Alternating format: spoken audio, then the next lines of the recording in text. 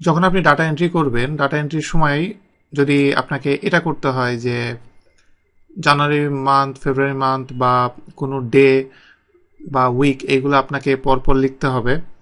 এটা লিখতে গেলে আপনাকে যেটা করতে হবে, ম্যানুয়ালি এটা আপনাকে লিখতে হবে অ্যাকচুয়ালি। যেমন আমি এখানে যদি প্রথমে জানুয়ারি লিখলাম, লেখার পরে আমি এখানে এন্টার দিলাম।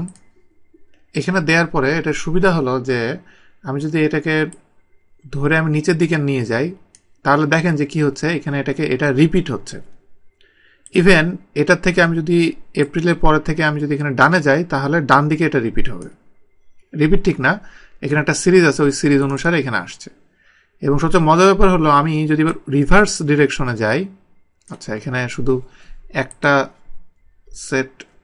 একটা সিলেক্ট করতে হবে। এই অবস্থায় আমি যদি রিভার্স ডিরেকশনে যাই, তাহলে দেখেন এটা উল্টা দিকে যাবে, এবং আমি যদি নিচের দিকে যাই নিচের দিকে যাবে। তো এইভাবে আপনি দ্রুত আপনি অটোমেটিক এগুলোকে আপনি ফিল করতে পারবেন। এবং ইভেন আমি যদি এখানে যেহেতু আমি জানুয়ারি লিখেছি, জানুয়ারি না লিখে এটাকে আমি যদি JAN দিই, তিন অক্ষরের 3 লেটারের, এখানে দিয়ে যদি আমি নিচের দিকে যাই, তাহলে দেখেন যে 3 লেটারের এটা কিভাবে এখানে আসছে। ডানে গেলেও একই কথা।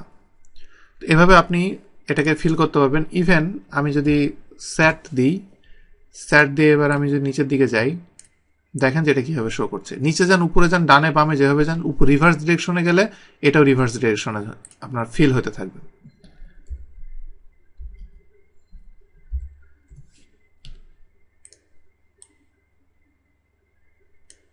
স্যাটারডে যখন দিব, দেওয়ার পরে একইভাবে এটা এইভাবে শো করবে। এবং এই জিনিসটা আপনি যদি একইভাবে আপনি ডেটের ক্ষেত্রে চিন্তা করেন, ডেটের ক্ষেত্রেও একই কাজ করবে। যেমন 1/1/2013 এটা আমি দিলাম। এটা দেওয়ার পরে এখন আমি যদি এটাকে ধরে আমি নিচের দিকে নামাই, তাহলে দেখেন এখানে কি হচ্ছে। এখানে বাম দিকে এগুলো হলো ডেট, 1 তারিখ, 2 তারিখ, 3 তারিখ, 4 তারিখ, একটা করে এখানে চেঞ্জ হচ্ছে। এখন আমি যদি বলি যে না, আমি এখানে ডেটগুলো আমি চেঞ্জ চাই না, আমি শুধু মান্থগুলো চেঞ্জ চাই, শুধু প্রত্যেক মান্থের ফার্স্ট ডেটটা আমার লাগবে। তো সেই ক্ষেত্রে আপনাকে যেটা করতে হবে, এখানে লেফট মাউস বাটন ধরে আপনি এটা বারবার নিচে আপনি ড্র্যাগ করে নামাচ্ছেন, রাইট মাউস বাটন ধরে প্রেস অ্যান্ড হোল্ড, এবং নিচে যাওয়ার পরে এটা এখানে ছেড়ে দিব।